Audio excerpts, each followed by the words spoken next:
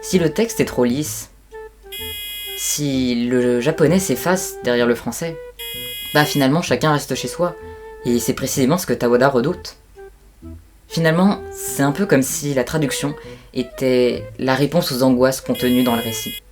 Et ça, avouez que c'est une belle conclusion. Patrick n'est pas tout à fait d'accord avec ce que je raconte dans ce passage. Disons même qu'il n'est pas du tout d'accord. Bon, en vrai, il est content parce que ça lui donne l'occasion d'expliquer comment il voit la traduction, mais ça, faut pas le dire. Au cas où vous n'aurez pas vu la vidéo en question, je vous fais un rapide résumé. En gros, je parle d'un livre, en éclaireur, qui aborde la question du langage et qui contient énormément de jeux de mots. Au lieu d'essayer de trouver des équivalents en français, la traductrice a décidé, tout simplement, d'expliquer les blagues, et elle y est pas allée de main morte avec les notes de bas de page. Là-dessus, je dis qu'il existe deux méthodes de traduction, la méthode sourciste et la méthode cibliste, et donc elle a utilisé la méthode sourciste, celle qui cherche à rester le plus proche possible du texte original. Ça m'arrangeait bien pour ma démonstration, mais la vérité c'est qu'il existe plusieurs théories différentes. L'opposition sourcisme-ciblisme, c'est sûrement la plus connue, mais pas forcément la plus pertinente. Ces termes, on les doit à Jean-René Ladmiral, un professeur de philosophie qui a notamment traduit des penseurs allemands. C'est en 1983, lors du colloque de Londres, qu'il présente pour la première fois les concepts de sourcisme et de ciblisme. Le sourciste, c'est le traducteur qui veut s'éloigner le moins possible du texte source, c'est-à-dire du texte original. Il cherche à en conserver la forme exacte en reproduisant dans sa propre langue les spécificités de la langue étrangère. Le cibliste, lui, privilégie la lisibilité, la fluidité du texte dans la langue cible, la langue dans laquelle il traduit. Il prend de la distance, il n'hésite pas à reformuler, il met tout en œuvre pour donner l'illusion que le texte a été écrit directement dans la langue d'arrivée. En fait, le débat ne date pas d'hier. Au 1er siècle avant Jésus-Christ, Cicéron écrivait déjà qu'il ne fallait pas rendre mot pour mot, mais observer le caractère et la valeur des mots. En somme, ce qui importe, c'est l'esprit et non la lettre. C'est ce qu'on pourrait appeler une perspective cibliste. Le sourcisme a aussi eu de beaux jours, en particulier s'agissant de traduire des textes religieux. La parole qu'ils contiennent est sacrée, il ne faut donc pas l'altérer. Pour éviter les interprétations personnelles qui risqueraient de dénaturer le message divin, on préfère les traductions littérales, le mot à mot, enfin, ça c'est en théorie. Dans la pratique, les choses sont toujours plus compliquées, mais on va pas rentrer dans les détails aujourd'hui. Au XVIIIe siècle, en France, la position cibliste l'emporte. On considère qu'un texte est beau s'il respecte un certain nombre de règles formelles. Alors on va jusqu'à réécrire les œuvres étrangères pour répondre au goût du public. Vous n'imaginez pas tout ce qu'on a fait subir à Shakespeare. Mais au XIXe siècle, avec l'avènement des romantiques, le sourcisme revient sur le devant de la scène. On a tendance à sacraliser l'auteur et son œuvre comme on le faisait avec les textes bibliques. Le philosophe allemand Schleiermacher envisage la traduction comme une rencontre entre l'auteur et le lecteur. Dans l'idéal, il faudrait faire sentir la langue source dans la traduction parce qu'elle contient les particularités de l'auteur, l'organisation de sa pensée.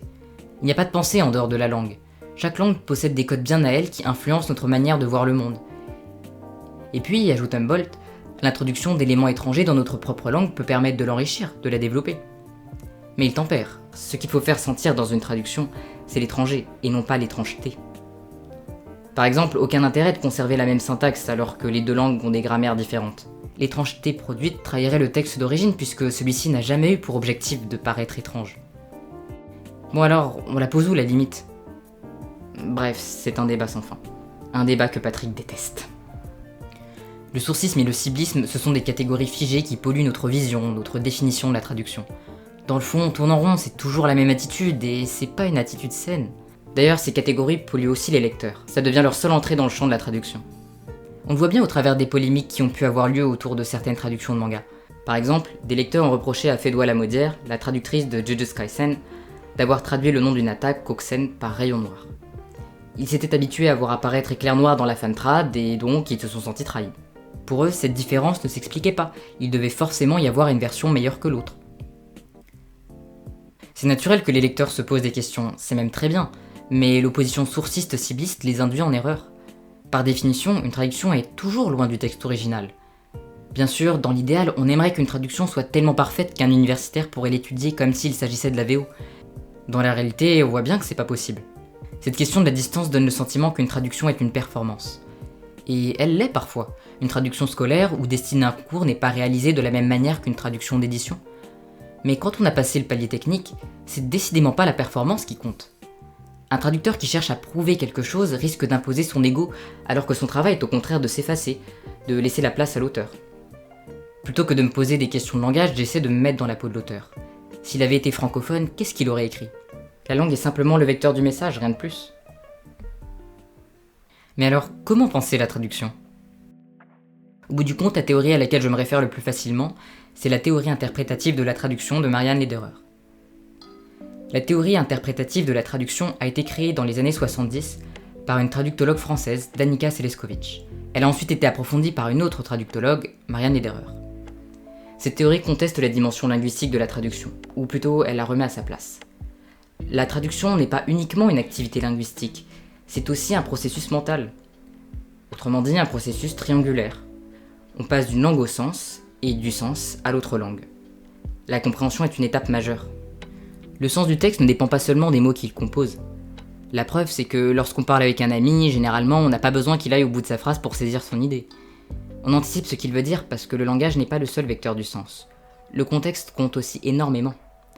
Les sons et les signes graphiques disparaissent de notre mémoire en même temps qu'on accède à la compréhension. Ce qui nous reste à l'esprit, ce sont des faits, des concepts, des sentiments, mais pas sous la forme de mots. Ça veut pas dire que la traduction consiste à réécrire complètement le bouquin en le racontant avec ses propres mots. Si vous comparez un texte traduit à son original, vous trouverez toujours des correspondances directes. Et oui, en littérature, la forme est primordiale. Les auteurs emploient des procédés stylistiques qui passent par la syntaxe ou le choix précis de certains mots. En tant que traducteur, quand on en rencontre un, bien sûr quoi faire en sorte de le restituer. Ou plutôt de restituer son effet. Dans la pratique, la traduction n'est pas basée sur une soi-disant grammaire comparée, qui n'existe pas. Elle est basée sur une dynamique qui structure le texte. Moi, quand je traduis, j'ai besoin de respecter la structure organique du texte. Ce qui fait que je peux pas m'arrêter tant que je n'ai pas terminé une unité. Je parle pas forcément d'un chapitre, mais d'une scène portée par une même énergie. L'unité de la traduction, c'est pas le mot ou la phrase, c'est le message, ce que l'auteur veut dire. Ce qui m'a vraiment permis de comprendre ça, c'est la calligraphie. Mon maître disait que les caractères devaient être écrits comme s'ils avaient été d'un seul trait. C'est une question d'harmonie. La traduction, c'est la même chose. On doit traduire d'un seul mouvement. D'accord, mais concrètement, ça donne quoi ? Quels sont les critères d'une bonne traduction ? Pour moi, traduire, c'est identifier et ajuster les coefficients d'une suite de Fourier dans l'espace d'un texte identifié à un espace de Schwartz.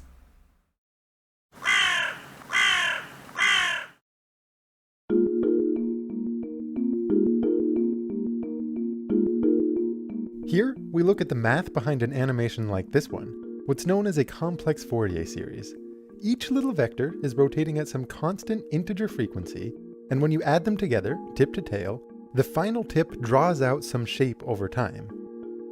By tweaking the initial size and angle of each vector, we can make it draw pretty much anything that we want. And here, you'll see how.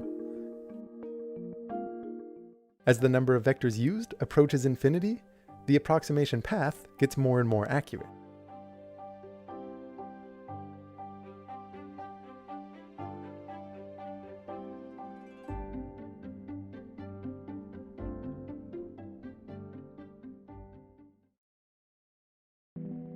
En traduction, pour déterminer quels seront nos vecteurs, le genre peut être un premier point d'accroche. Le réalisme, l'amour, le grotesque, le rêve, l'humour. Au Japon, on dit qu'il y a 4 émotions principales. Ça tient même dans une expression, Kidoa et la queue. Le bonheur, la colère, la tristesse et la joie. Je crois que c'est intéressant de regarder comment ces 4 émotions s'équilibrent dans le texte, et comment cet équilibre évolue.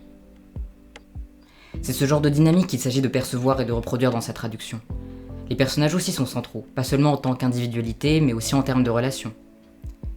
Pensons à Kawakami Mieko et à sa façon de décrire et de concevoir ses personnages dans J'adore. Aucune phrase ne vous dira qu'ils sont des planètes, des étoiles ou des trous noirs, mais on voit que leurs relations forment un réseau, un système gravitationnel. C'est une structure fondamentale. Elle n'est pas explicite, mais c'est bien cet échafaudage que le traducteur doit saisir et retranscrire.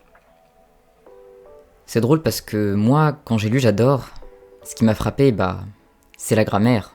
Les phrases très longues et dispersées d'un jeune garçon qui s'égare dans ses réflexions en même temps qu'il parle. Patrick m'expliquait que ce roman n'avait pas été difficile à traduire, qu'une fois trouvé la métaphore qui génère le texte, il n'y avait plus qu'à dérouler le fil. Ça m'a fait bizarre d'entendre ça.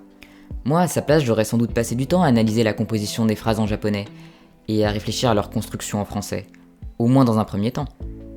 Pas pour toutes les phrases, et pas dans le but de reproduire la même syntaxe dans les deux langues, mais disons que c'est pas la métaphore qui m'aurait indiqué l'énergie du texte et quelle forme lui donner en français. C'est d'abord la forme de la langue qui m'aurait permis de découvrir la métaphore. Dans théorie interprétative de la traduction, il y a bien le mot interprétation. Je peux pas m'empêcher de me dire qu'en tant que traducteur, on est aussi guidé par notre style. La dimension orale qui est très présente dans les traductions de Patrick, je crois qu'il me faudrait de l'entraînement pour la reproduire.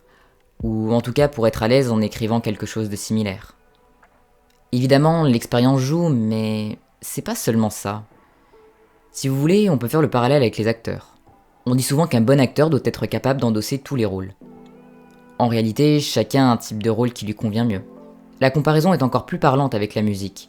Chaque musicien a sa manière d'interpréter un morceau. La partition reste identique, les notes sont les mêmes, les silences ne bougent pas. Et pourtant, il y a des nuances selon l'interprète. C'est pareil pour les traducteurs. Pour un même texte, le rendu dépendra de nos perceptions. Ici, vous pouvez voir le début du roman Dogrammagra de Yumeno Kusako. À gauche, c'est la traduction officielle, celle de Patrick, et à droite, c'est la mienne. C'est un livre que je connais bien, je sais à peu près quels sont les enjeux qu'il sous-tendent. Alors je me suis amusé à traduire les premiers paragraphes sans retourner voir la version française, et au moment de comparer, j'étais surpris de voir qu'il y avait autant de différences. Nos phrases ont le même sens, mais le ton change. Et je trouve que c'est très révélateur de ce qui nous frappe personnellement dans le texte. Bon... Quand j'ouvris vaguement les yeux, la vibration profondément élastique de ce son comme un bourdonnement d'abeilles était encore clairement dans mon oreille. J'écoutais sans bouger. J'eus l'intuition... C'est la nuit. Une horloge a sonné près d'ici. Pensais-je encore à moitié endormi, puis la vibration au bourdonnement d'abeilles s'éloigna petit à petit, et tout retomba dans un profond silence. J'ouvris les yeux tout à fait. Bon... Quand j'entr'ouvris les yeux, ce bruit empreint d'une profonde résonance élastique, semblable au bourdonnement d'une abeille, était encore bien présent dans mes tympans. C'est la nuit, pressentis-je, en écoutant attentivement.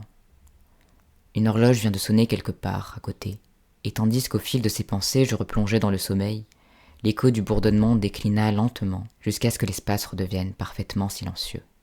J'ouvris les yeux d'un coup. Je prête davantage attention à la grammaire. Le rythme de ma première phrase est coupé par les virgules, comme dans l'original. Chez moi, on sent une sorte de chuchotement, un décor de théâtre qui se met lentement en place, parce que je sais que Yumeno joue énormément avec les mises en scène. Patrick, lui, s'est plutôt axé sur l'intériorité du personnage. Il se glisse dans sa peau et il fait sentir ses idées embrumées en déstructurant les phrases. La justesse d'une traduction, elle se mesure pas au degré de proximité avec la grammaire et le vocabulaire de l'original. D'ailleurs, comment on évaluerait ce degré de proximité ? En s'appuyant sur un dictionnaire de référence ? Les dictionnaires eux-mêmes sont régulièrement mis à jour. Au final, ça donnerait aucune information sur la traduction, ni sur l'intention de l'auteur, ni sur le sens perçu par les lecteurs. Par contre, ça dirait peut-être quelque chose du dictionnaire et du contexte social. La traduction est une pratique qui évolue. Vous vous rappelez de la Bible qui devait être traduite littéralement au Moyen-Âge ? On a quand même le droit d'adapter les concepts hébreux pour qu'ils collent au monde grec, de mélanger les sources, et puis aussi, tant qu'on y est, de rajouter des commentaires. Autrement dit, ce qu'on met derrière l'idée de siblisme et de sourcisme varie en fonction des époques. Traduire, c'est beaucoup plus que réussir à aligner une suite de mots correspondant exactement à l'original. Présenté comme ça, on dirait que ce serait un calcul ou une énigme à résoudre avec une seule bonne réponse possible. Mais c'est un travail profondément humain qui peut pas se passer des sensibilités des traducteurs. Et une fois ce travail achevé, c'est au tour des lecteurs, avec leur propre vision, de venir compléter le tableau.